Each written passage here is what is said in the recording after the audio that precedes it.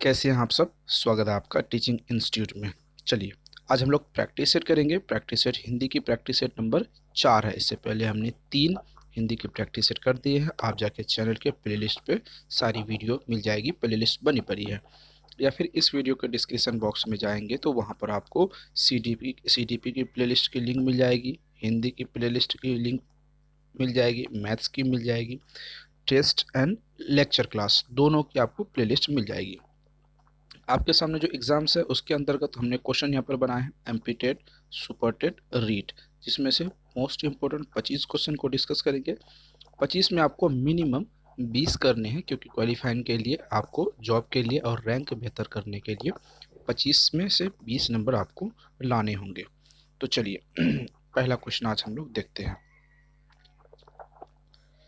अगर आप नोट्स लेना चाहते हैं, नोट्स के लिए मैं नंबर बता दूं, 7634993536। इस नंबर पर आप व्हाट्सअप करके कंप्लीट नोट्स ले सकते हैं। एमपी टेट की नोट्स तैयार हो चुकी है। एमपी टेट नए सिलेबस 2022 के अकॉर्डिंग तैयार हो चुकी है। रीट की नोट्स तैयार हो चुकी है। And super TET, UP TET में जो सुपर टेट होने वाले हैं उनके लिए नोट्स तैयार हो चुके हैं। आपको इस नंबर पर व्हाट्सएप करके कंप्लीट नोट्स ले लेने चाहिए। चलिए, क्वेश्चन का पहला क्वेश्चन देखते हैं आज। गाय शब्द का बहुवचन क्या है? गौ, गाय, गायों, गाय, इनमें से कोई नहीं। बहुवचन सिंगुलर नंबर और प्लुरल नंबर इंग्लिश में कहते हैं, हिंदी में एक वचन बहुवचन कहते हैं। दो से अधिक जहाँ पर संख्या हो उसको हम बहुवचन कहते हैं। गाय शब्द का बहुवचन गाय हैं। ऑप्शन नंबर यहाँ पर सी आपको मिल जाएगी, लेकिन टाइपिंग में थोड़ी मिस्टेक है। क्या होंगे? गाय होंगी, याद रखेंगे। क्या हो जाएंगी? गाय। Option number C right answer हो जाएंगे। चलिए आगे की तरफ हम लोग बढ़ते हैं। निम्न में से कौन सा विकल्प संप्रदान कारक के अंतर्गत आता है? याद रखेंगे। बॉस के लिए कॉफी लेकर आओ, आज के मैच में खिलाड़ियों पर बहुत दबाव था, बाजार से सामान लेकर आओ, माँ ने सबके लिए खाना परोसा, कर्ता ने कर्म को कारण से संप्रदान को है रे अरे। याद है, हमने लेक्चर क्लास में अच्छी तरीके से हिंदी की लेक्चर क्लास हमने जब की थी तो वहाँ पर पढ़ी थी हिंदी की लेक्चर क्लास में डिटेल में। तो यहाँ पर सवाल पूछा है, संप्रदान के बारे में पूछा है। तो संप्रदान आपको ऑप्शन ए बी सी तीनों में से किससे संबंधित है ये आपको यहाँ पर बताने हैं।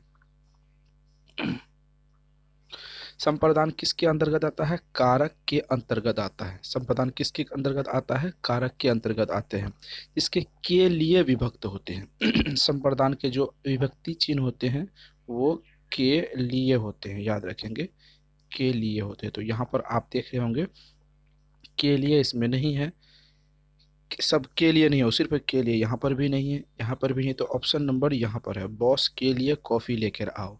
तो इस हिसाब से option number A right answer हो जाएंगे। संप्रदान के क्या होते हैं? विभक्ति, जो विभक्ति चिन्ह पर क्या होते हैं? के लिए होते हैं, याद रखेंगे। ठीक है, आगे की तरफ हम लोग चलते हैं। उसकी माताजी बीमार है, इस वाक्य में सर्वनाम क्या होंगे? प्रश्नवाचक सर्वनाम, संबंधवाचक सर्वनाम, निजवाचक सर्वनाम, अन्य अन्य पुरुषवाचक सर्वनाम। चलिए राइट आंसर बताइए क्या हो जाएगा? उसकी माताजी बीमार हैं। जिस यहाँ पर बात की गई है, जिस सर्वनाम के अंतर्गत किसके लिए पहचान की गई है? अन्य पुरुषों की पहचान की, व्यक्ति की। उसकी माताजी बीमार है, कौन है? उसकी माताजी बीमार। तो अन्य पुरुषवाचक सर्वनाम हो जाएगा option number D right answer. ठीक है, चलिए आगे की तरफ बढ़ते हैं।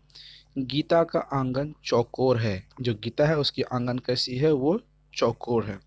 दिए गए वाक्य में गुणवाचक विशेषण शब्दों को अलग कीजिए। आंगन, लिपि, चौकोर, का। ठीक है, याद रखेंगे। चलिए क्वेश्चन का राइट आंसर बताइए क्या हो जाएगी?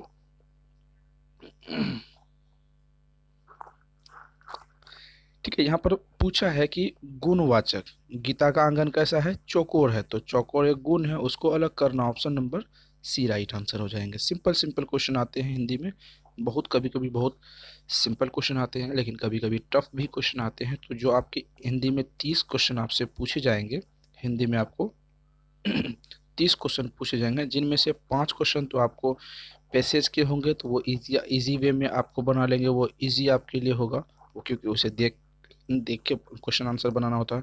25 जो क्वेश्चन आपको मिलेंगे, वो 25 क्वेश्चन में से आपको 15 क्वेश्चन जो अगर आप सिलेबस के अकॉर्डिंग पढ़े हैं, तो सिलेबस कंप्लीट किए हैं, तो आराम से मिल जाएंगे।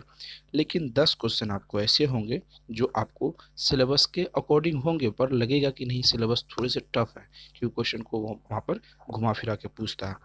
अगर आप यहाँ पर बात करेंगे कि जो रिजल्ट बनती है, जो बच्चे का रिजल्ट बनती है, वो वही 10 नंबर के आधार पर बनते हैं। जो अभ्यर्थी उन 10 नंबर पर अपने तर्क के आधार पर अपने क्वेश्चन को सही कर पाते हैं, वो आंसर सही दे पाते हैं, तो रिजल्ट जो बनते हैं, रैंक वाली जो रिजल्ट होती है, रिजल्ट तो बहुत अभ्यर्थी बना लेते हैं, पर रैंक वाली रिजल्ट उन 10 नंबरों पर सभी टॉपिक पे इम्पोर्टेंट रखता है। किसकी रैंक कितनी है, क्वालिफाइंग की तो अब यहाँ पे ज़रूरत नहीं रह गई, क्योंकि अब रैंक की ज़रूरत रह गई है। चलिए क्वेश्चन नंबर 5 देखते हैं। वीर तुम बढ़े चलो, धीर तुम बढ़े चलो, सामान सामने पहाड़ हो कि सिंह की दहाड़ हो, कभी तुम रुको नहीं, तुम कभी झुको नहीं, उपयुक्त पंक्तियों में कौन सा रस है? हास्य रस, करुण रस, वीर रस, संयोग रस। हमने रस वाली लेक्चर क्लास की थी, तो वहाँ पर सिंपल इस जो क्वेश्चन पूछा है, इस क्वेश्चन में सिंपल क्वेश्चन पूछा है, इसका आंसर आप आराम से दे पाएंगे। तो सबसे पहली बार यहाँ पर आप पूछा है वीर रस, क्या हो जाएगा यहाँ पर? सी वीर रस। यहाँ पर किसकी बात हो रही थी? साहस की। जहाँ पर भी साहस की बात हो, तो वो साहस का मतलब होता है वीर, बलवान। तो ये वीर रस है, ठीक है, करुणा, हास्य, संयोग नहीं होगा। चलिए आगे की तरफ हम लोग बढ़ते हैं। सिर झुका तूने नियति की, मान ली यह बात, स्वयं ही मुझे गया तेरा हृदय जल जल जात। पंक्तियों में कौन सा अलंकार है? उत्प्रेक्षा अलंकार, रूपक अलंकार, अन्योनित अलंकार, मानवीकरण अलंकार। चलिए अलंकार वाली लेक्चर क्लास अगर आप देखेंगे, तो अलंकार वाली तो आपको आराम से ये क्वेश्चन डील कर लेंगे। आप चैनल पर जाएंगे, चैनल के प्लेलिस्ट बनी पड़ी है, वहाँ पर आपको सारी वीडियोस मिल जाएगी। चलिए इसका राइट आंसर बताइए। यहाँ पर आप ध्यान से देख रहे होंगे, ऑप्शन में यहाँ पर पूछा है सिर झुका तूने मन की बात, स्वयं ही मुझे तेरा हृदय जल जल जात। जल का मतलब होता है, जल का जो मतलब अर्थ क्या होता है? कमल होता है। क्या होता है? जल का जो अर्थ होता है वो कमल होता है। तो इस हिसाब से जल जात शब्द का जो अर्थ होता है वो कमल होता है। तो इस हिसाब से रूपक अलंकार होगा। क्या हो जाएगा ऑप्शन नंबर यहाँ पर? रूपक अलंकार। Option number B right answer हो जाएंगे। चलिए आगे बढ़ते हैं। नीचे दिए गए विकल्पों में से किस विधि के आधार पर व्याकरण की पुस्तकें हैं? पाठ्य पुस्तक विधि, विश्लेषण विधि, सूत्र विधि, भाषा संवर्ग विधि। तो यहाँ पर कौन सा है जो व्याकरण की पुस्तकें हैं? चलिए राइट आंसर बताइए। अगर हम सिलेबस की बात करें, ठीक है, अगर हम सिलेबस की यहाँ पर बात करें, पाठ्यक्रम की बात करें, जो भी चीज़ें पाठ्य पुस्तक में पढ़ाई जाती है वो व्याकरण के अंतर्गत आते हैं। Option number A right answer हो जाएगा। आगे क्वेश्चन देखते हैं। सालनी पर्यायवाची शब्द समझने के लिए विद्यार्थियों को कुछ समूहों में बांटकर उनमें से एक खेल करवाती है। सालनी का यह कार्य किस विधि के अंतर्गत आता है? प्रत्यक्ष विधि, खेल विधि, सूत्र विधि, विश्लेषण विधि। वो टीचिंग मेथड के बारे में पूछा है। यहाँ पर टीचिंग मेथड के बारे में पूछा है क्वेश्चन। इजी वे में आप इसका राइट आंसर बता देंगे। यहाँ पर बात कर रहे हैं खेल करवाती है, तो जाहिर सी बात है खेल विधि से बच्चे को बच्चे को पर्यायवाची शब्द सिखा रहे हैं। स्वाति कहानी निबंध या नाटक पढ़ाते समय छात्रों को व्याकरण की जानकारी देती है। यह भाषा शिक्षण में कौन सा पक्ष है? भाषा संवर्ग विधि, सूत्र विधि या यह संबंधी विधि, खेल विधि। चलिए राइट आंसर बताइए, क्या यहाँ पर राइट आंसर होंगे?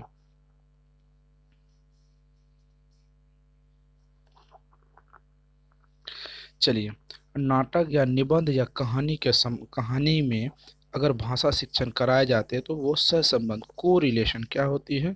को रिलेशन होती है। ठीक है, रिलेशन मेथड यहाँ पर कहलाएगी। Option number C. चलिए,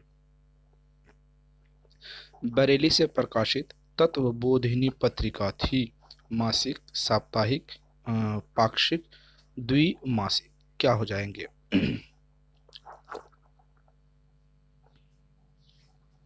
चलिए, इसकी अगर हम बात करें बरेली से प्रकाशित वो तत्वबोधिनी पत्रिका थी तो वो ऑप्शन नंबर बी हो जाएगा, साप्ताहिक थी। अगर इसकी बात करें तो इसके इसके स्थापना कब हुई थी? 16 अगस्त। कब हुई थी? 16 अगस्त 1843 ईस्वी को हुई थी, महर्षि देवेंद्र नाथ ठाकुर के द्वारा, जिन्होंने यह कविता कोलकाता में बंगला में प्रकाशित हुई थी। सबसे पहली बार यह कविता कब प्रकाशित हुई थी? बरेली, कोलकाता से बंगला में प्रकाशित हुई थी 1843 ईस्वी में 16 अगस्त को, महर्षि देवेंद्रनाथ ठाकुर द्वारा। चलिए आगे की तरफ हम लोग बढ़ते हैं। संत काव्य की विशेषता है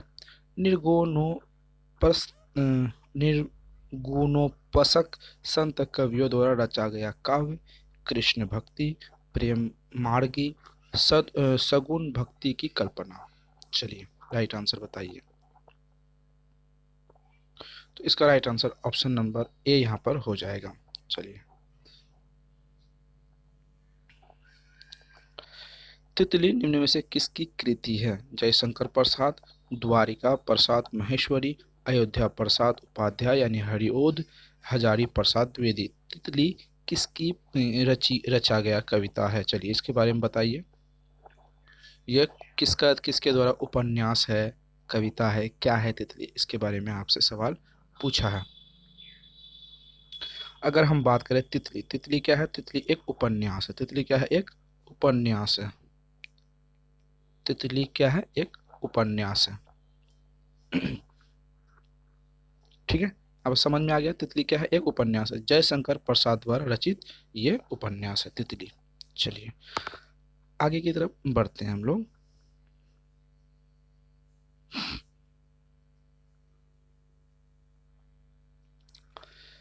काहे को ब्याहे परदेस सुन बाबुल मोरे निम्न में से किसकी पंक्ति है?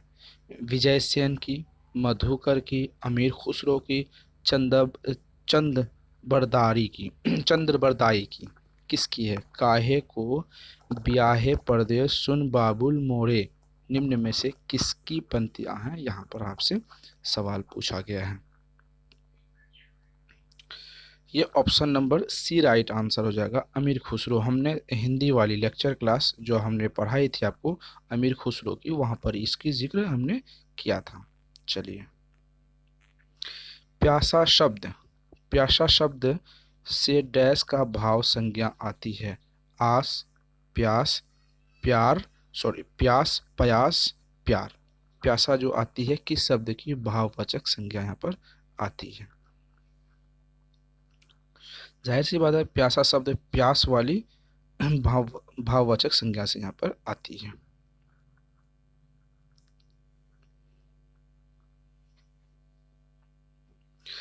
निम्नलिखित में से बरसत नयन हमारे सदा रहित पवन पावस ऋतु हम पे जब टे श्याम सिधरु उपयुक्त में से कौन सा रस है?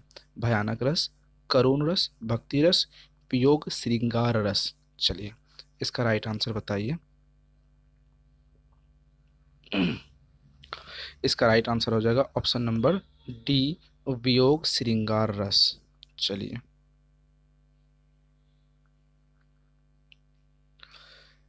नहीं पराग नहीं मधुर, मधुर नहीं विकास, इति काल अली कली को सो बांध्यो आगो कौन हवाल। पंक्तियों में कौन सा अलंकार है? मानवीकरण अलंकार, अतिशयोक्ति अलंकार, न्योक्ति अलंकार, प्रत्यक्षा उत्प्रेक्षा अलंकार। चलिए राइट आंसर बताइए। इसका जो राइट आंसर होगा ऑप्शन नंबर सी हो जाएगा, अन्योक्तिक अलंकार।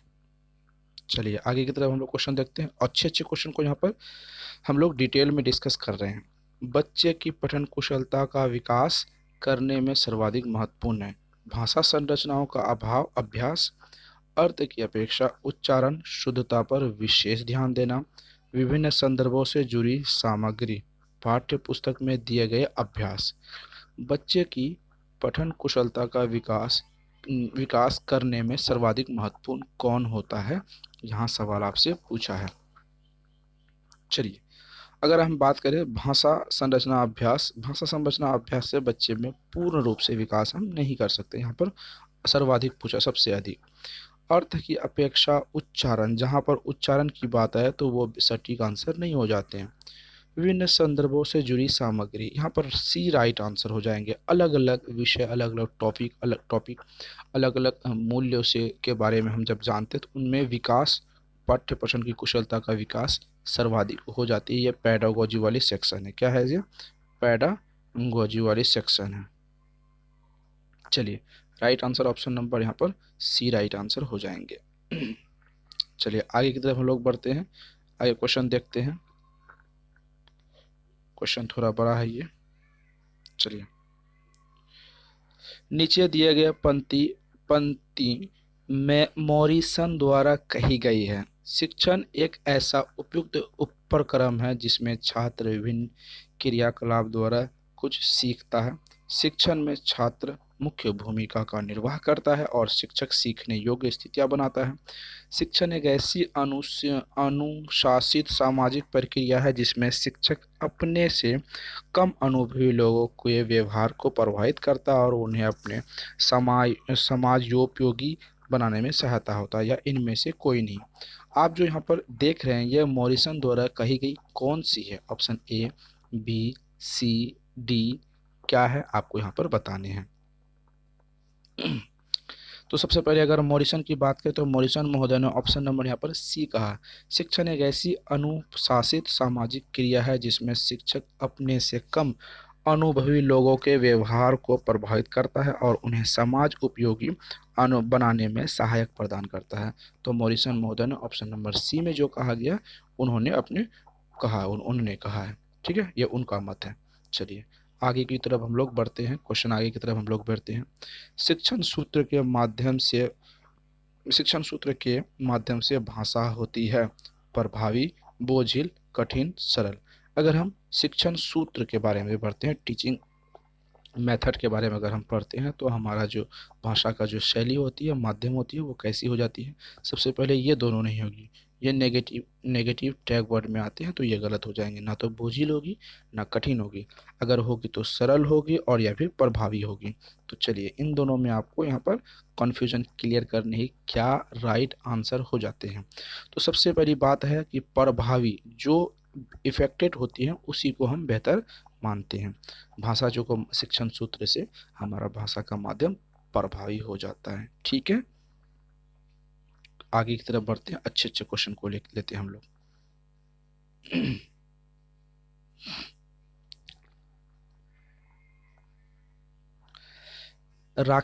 सखी वो मुझसे कह कर जाते, निम्न में से किसकी पंक्तियां हैं? प्रेमचंद्र, मैथिली शरण गुप्त, रामधारी सिंह दिनकर, सुमित्रा नंदन पंत। चलिए सखी वो मुझसे कह कर जाते, निम्न में से किसकी पंक्तियां हैं? यहाँ पर आपको पंक्तियां पूछी गई है, तो चलिए इसका राइट आंसर बताइए।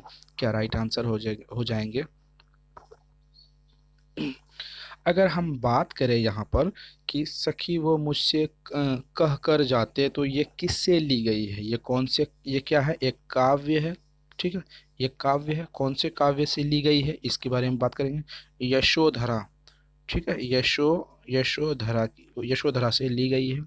किसने कहा था? मैथिली शरण गुप्त ने यशोधरा के बारे में, मैथिली शरण गुप्त ने यशोधरा उक्त पंक्तियां कही गई थी। ठीक है, चलिए आगे क्वेश्चन की तरफ हम लोग बढ़ते हैं।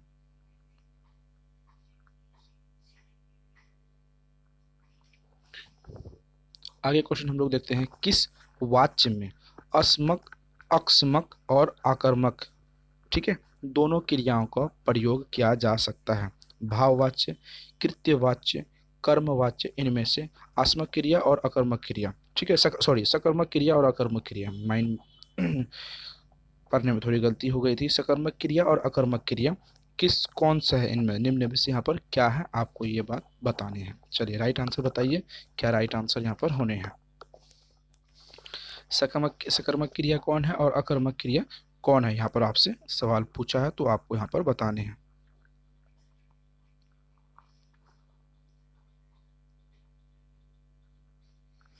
अगर हम बात करें दोनों क्रिया, कौन, सकर्मक क्रिया और अकर्मक क्रिया कृतवाच्य में दोनों हो जाते हैं, ठीक है, सकर्मक क्रिया और अकर्मक क्रिया यहाँ पर दोनों हो जाते हैं कृतवाक्य में, तो option number B right answer हो जाएंगे। चलिए आगे की तरफ हम लोग क्वेश्चन की तरफ बढ़ते हैं। मैं खाना खाकर आया, इनमें से कौन सी क्रिया है? संयुक्त क्रिया, पूर्वकालीन क्रिया, द्विकालीन क्रिया, संयुक्त क्रिया दो बार होगी, पता नहीं, शायद लिखने में मिसिंग होगा। तो चलिए इसका राइट आंसर बताइए, क्या राइट आंसर होंगे। मैं खाना खाकर आया, तो खाना खाकर आया, मैं खाना खा चुका हूँ, मैं खाना खा चुका हूँ, ठीक है। तो जो काम हो चुकी है, जो काम हो चुकी है वो पास्ट टेंस में आती है, पास्ट में आती है। पास्ट का मतलब होता है भूतकाल, क्या होती है, भूतकाल होती है। अगर यहाँ पर भूतकाल होगी तो ये पूर्वकालीन वाली बात होगी। मैं खाना खाकर आया, अब मुझे भूख नहीं है, मैं खाना खा लिया, मेरे पेट भर चुके हैं। चलिए समझ आ रहा, आगे की तरफ हम लोग बढ़ते हैं। बच्चों की भाषिक अभिव्यक्ति के आकलन के लिए किस तरह के प्रश्न सही नहीं है? बहुविकल्प, लघु उत्तरात्मक, निबंधनात्मक, सारांश प्रस्तुत करना। चलिए राइट आंसर आपको यहाँ पर बताने हैं, क्या राइट आंसर हो जाएंगे। भाषिक अभिव्यक्ति के लिए बहुविकल्प बिल्कुल भी सही नहीं है, तो जो नहीं है वही यहाँ पर सही हो जाएंगे। यशी की अध्यापिका निश्चित समय अंतराल पर मौखिक, लिखित तथा प्रयोगात्मक परीक्षा लेती है। अध्यापिका मूल्यांकन करने के लिए किस परिविधि का प्रयुक्त कर रही है? परिमाणात्मक विधि, गुणात्मक विधि, परिमाणात्मक एवं गुणात्मक विधि, एन एनेक्डोटल आलेख। चलिए राइट आंसर बताइए। देखिए यशी की अध्यापिका, यशी एक लड़की है, उसकी अध्यापिका निश्चित समय अंतराल में, एक समय पर, टाइम पीरियड में मौखिक तथा लिखित प्रयोगात्मक परीक्षा लेती है। मूल्यांकन करने के लिए परिणात्मक, रिजल्ट वाली चीज़ें यहाँ पर देखती है, रिजल्ट वाली चीज़ें देखती है कि क्या सही और क्या गलत होंगे, बच्चे में क्या सीख रहे हैं, बच्चे क्या नहीं सीख रहे हैं, अगर नहीं सीख रहे हैं तो उनका हम निदान वो कर सकें, ठीक है। चलिए आगे की तरफ हम लोग बढ़ते हैं। एक से अधिक भाषाओं का प्रयोग सीखने में बाधक होते हैं, संज्ञानात्मक रूप से समृद्ध होते हैं, अन्य भाषा सीखने की प्रक्रिया धीमी करते हैं, बच्चे किसी भाषा को निपुणता में नहीं लेते हैं। सबसे पहले हमने ये क्वेश्चन पहले भी कल हमने ये क्वेश्चन क्या था, positive tag word and negative tag word के माध्यम से इसका हम डिटेल करेंगे। कल जो हमने ये क्वेश्चन को पढ़ा था आपको, तो यही सेम टू सेम यही क्वेश्चन था, आज भी वही क्वेश्चन है, सेम क्वेश्चन को हमने लाया। तो आप इसका answer, right answer easy way में लगा दीजिए। सबसे पहले यहाँ पर नहीं है, गलत हो जाएगा, धीमा हो जाएगा, ये भी गलत है, बाधक होगा, ये भी गलत है। जब आपको हमने कहा था ये नेगेटिव टैग वर्ड होंगे, ये धीमा एक नेगेटिव टैग वर्ड होंगे, नहीं करना एक नेगेटिव टैग वर्ड होंगे, तो मतलब नहीं होगा, तो ऑप्शन नंबर बी बनता है। एक से अधिक भाषाओं में जब बच्चे पढ़ते हैं तो बच्चे संज्ञानात्मक रूप से समृद्ध होते हैं, समृद्ध मतलब बहुत ज़्यादा बेहतर, ठीक है। चलिए आज हमने क्या किया, मोस्ट इम्पोर्टेंट 25 क्वेश्चनों को, हिंदी क्वेश्चनों को डिस्कस किया, जिसमें से 20 क्वेश्चन आपको मिनिमम करने हैं। टीचिंग इंस्टीट्यूट को सब्सक्राइब कर लीजिए, वीडियो को अच्छी लगी हो तो लाइक एंड शेयर जरूर करेंगे, बेल आइकन को, टीचिंग इंस्टीट्यूट को सब्सक्राइब करके बेल आइकन को जरूर प्रेस करेंगे। कंप्लीट नोट्स के लिए 7634993536 नंबर पर आप व्हाट्सअप करेंगे।